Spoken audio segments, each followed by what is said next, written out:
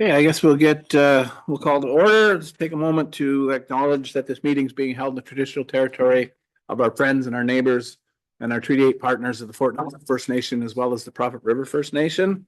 We recognize our treaty. We recognize the rights within that treaty. We also recognize and celebrate the contributions and the enduring presence of the Métis people in our region. Please be advised this afternoon's meeting is available to the public to attend virtually and is being streamed and recorded. Are there any additions to the agenda? Staff, council? Okay. Adoption of the agenda is in order, please. Moved by Councilor Andrews, second by Councilor Enoch. All in favor? Opposed? That's carried. We have the proposed budget minute from April the 30th and the draft budget meeting from February the 7th. Oh, sorry, the April 30th, 2025. So this is last year's budget meeting. And then the draft budget meeting from February 17th, 2026 for adoption. Moved by Councilor Enoch, second by Councilor Roper. Are there any errors or omissions? Seeing none, all in favor? Any opposed? That's carried. Okay, that brings us to our new business items, which is the overview of the budget, I guess, the finalized draft. Is that fair to say? We're calling it the proposed budget. Proposed budget, okay. Proposed budget. We brought you a draft budget in February. And today we're bringing back the proposed budget. At the last council meeting, we also brought reports forward identifying the result of the budget consultation and the changes that we had identified up to that point. And within your package today, we have summarized that on this one-page document. And if it's all right, I'll Yes, take a breeze through that. Essentially, the changes to the draft budget amount to an additional $7,900. And we see that in the departmental changes that we made, we adjusted the election cost recovery. We added materials for the Fire Smart program. We identified a contribution from the general surplus in RDP.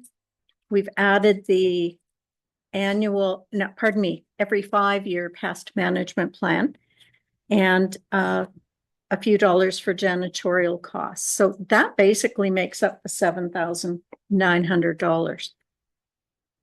If I go through to the special projects, we've had 3 projects added. One was the grant that was submitted to outfit our EOC trailer for $15,000, and that if we don't receive the grant, that won't be done.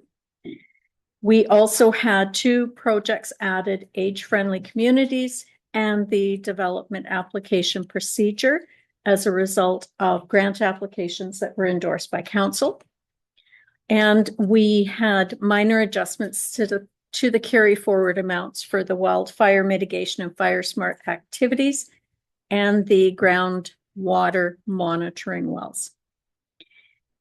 And then if we get to the capital projects, we have 1 project added, and that is for the Public Works fleet. So the pink that we have in here is for a pickup and a van replacement. If I start at the top, we have included an additional $75,000 for the town square phased renewal development.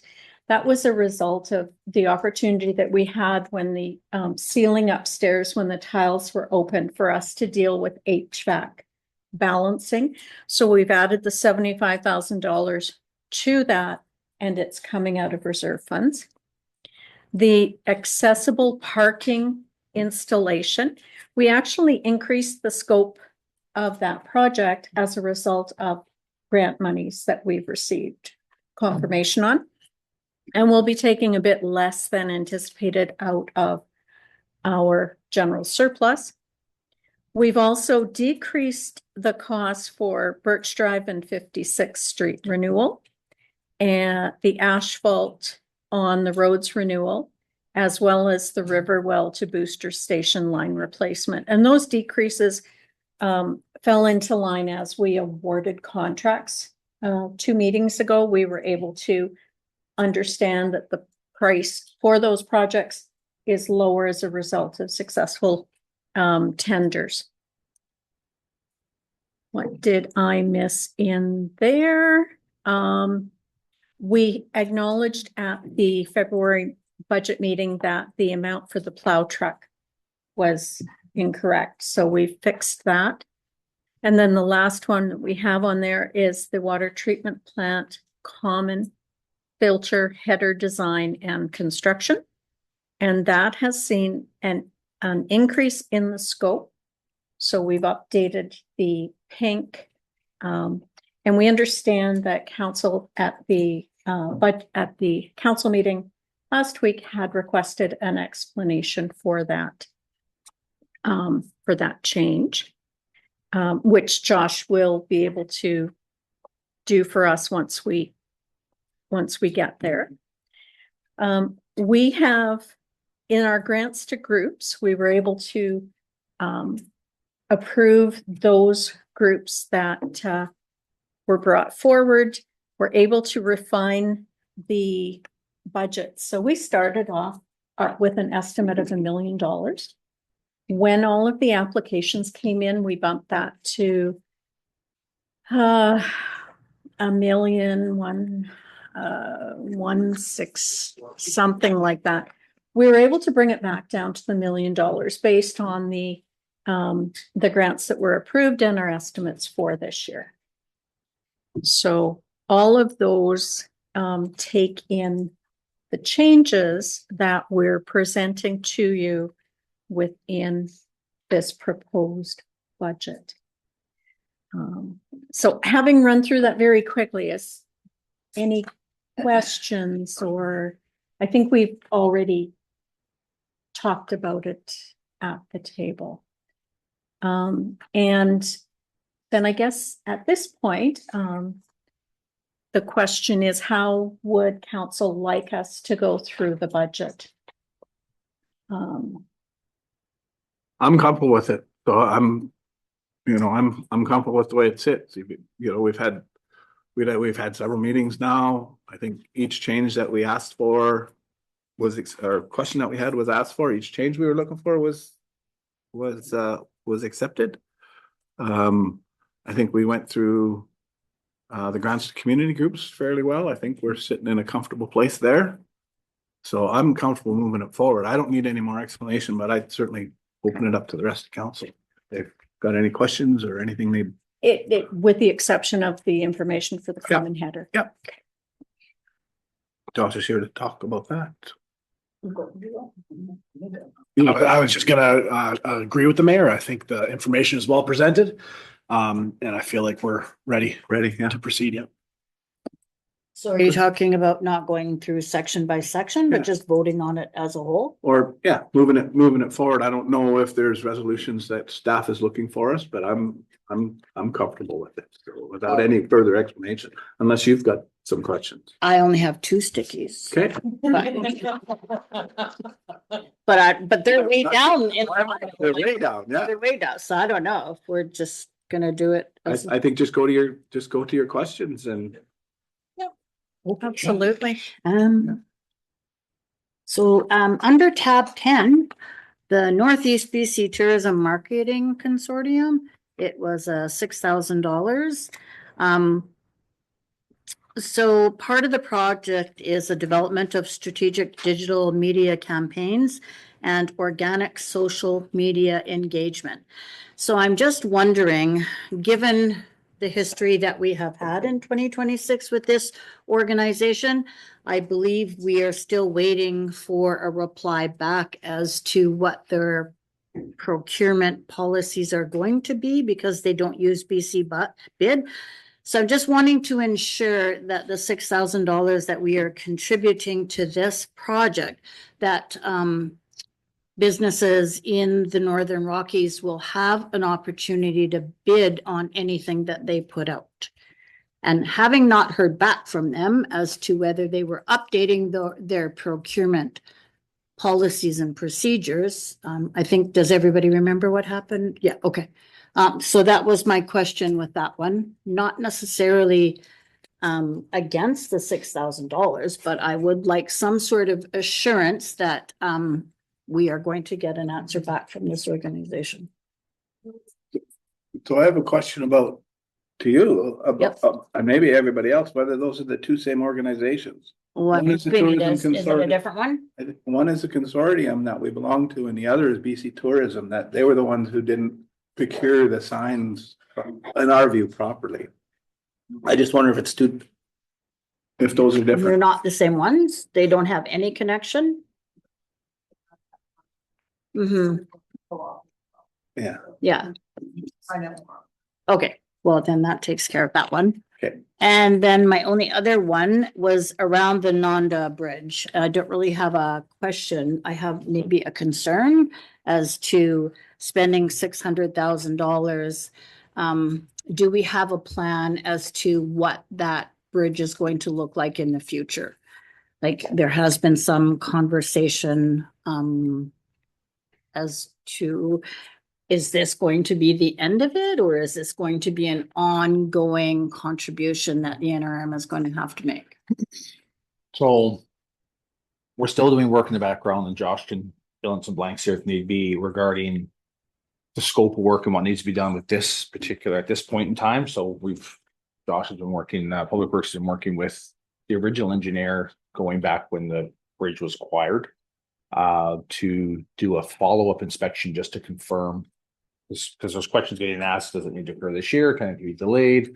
Or dealing with specific windows in terms of fish window and environmental window and all kinds of things in terms of timing. But we don't have the ability ourselves to say, yes, we can delay it or not, because you need the registered professionals to do that inspection.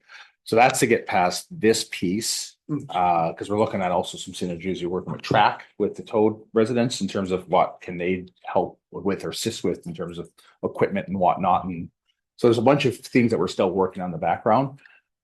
The other piece then, of course, is what does the future look like for that bridge? And from a service perspective, it comes down to if council will continue to have a desire to maintain that bridge or do something different, right? Which goes back to the original questions that were posed to council during the acquisition of the bridge in terms of options. I mean, not the exact same options, because Northwest Tel at the time had the ability, was intending to remove the bridge if it was to be removed. Now that's on us. Mhm. And of course, at that time too, the road was all the way to the power All the way location, to the right? top, yep. So there's more information that needs to come back to council essentially in terms of what this currently looks like now. Like, so we have a budget put aside. Because it's a new asset, it's taxed. So we have a budget put aside to be able to do the work on the bridge, but we still have more work to do to determine what that looks like in terms of how to perform current tasks and to get an idea if there's anything that will shed light on what future might look like, right? So it's a bit of a, we don't really know right now. Besides, if we continue to own it, then there will be future contributions to maintain it, right? Eventually. So Okay, thanks. that's the best I can give. Sorry, I know it's, but I'm good. Okay. Good. Back to you, And Tom. I think we'll hand it over Sure. to Josh for the common header. Yeah, I can speak to the increases in that ask. I think as we work through 2025, we're working with this project with Corello, the engineering firm, to come up with cost and scope. The budget that we put forward in November of 2025 was kind of what our timeline was for 2026 budget approval. Since that time, the costs now as of March 9th, the costs have increased considerably just in the materials required for what the original scope was. And then during further conversations, it was identified that we had some shortcomings in the original design. And to fix that, there was an increased scope ask to allow for just better management of the treatment plant. itself. So that came with a $251,000 cost to it. The materials, original material cost had gone up by 70%. Wow. Valve costs have gone up 50%. And then there was some engineering increases based on the scope change that caused those increases as well. Yeah, because it was almost a $500,000 increase. It was a 500. the original ask was 546. There was Yeah. a $411,000 Right. increase. And that was 250. That was Scope scope change. change. The rest was just general cost increase that kind of beyond our control. Okay, thanks. Any other questions? That was the only one I had, and that was from last week or last meeting. Good. Okay, what would you like us to do? I'm sensing that council is satisfied with the proposed budget. Almost. So the corporate services people in the room can throw something at me if I'm wrong. But I believe that council could approve the budget as presented in principle. Jay's shaking her head. And that would just then move it to the bylaw process, right? Yes. And the bylaws would come back on next Monday at the council meeting. Right. And if that goes through the regular bylaw process, yeah. Okay. Anybody like to make a proposal that we move the proposed budget to the bylaw stage? I'd make that motion. Councillor Roper. Do I have a seconder? Councillor Andrews? Is there any further discussion? Seeing none, all in favor? Or any opposed? Seeing none, that passes. Okay. Does that satisfy budget requirements? Feels weird. Does it? Well, that's the good part about doing all the work in advance, right? Yeah. Yeah, okay, good. So then I need a resolution to move into a closed meeting, just to adopt minutes from a closed meeting that we had on this topic before, please. So moved. Moved by Councillor Roper, second by Councillor Andrews, all in favor? Opposed, carried. Thank you. I think you guys would have got a. Okay, thank you, everybody. We'll recall the special meeting back to order. We are finished with the closed portion of the meeting. There's nothing from that meeting to report out. Is there any questions from the public about today's meeting? Any online? None in the room? Adjournment is in order. Moved by Councillor Sol, second by Councillor Roper. All in favor? Opposed? Carried. We're adjourned. Thank you, everybody. Thanks for all the hard work that all of you put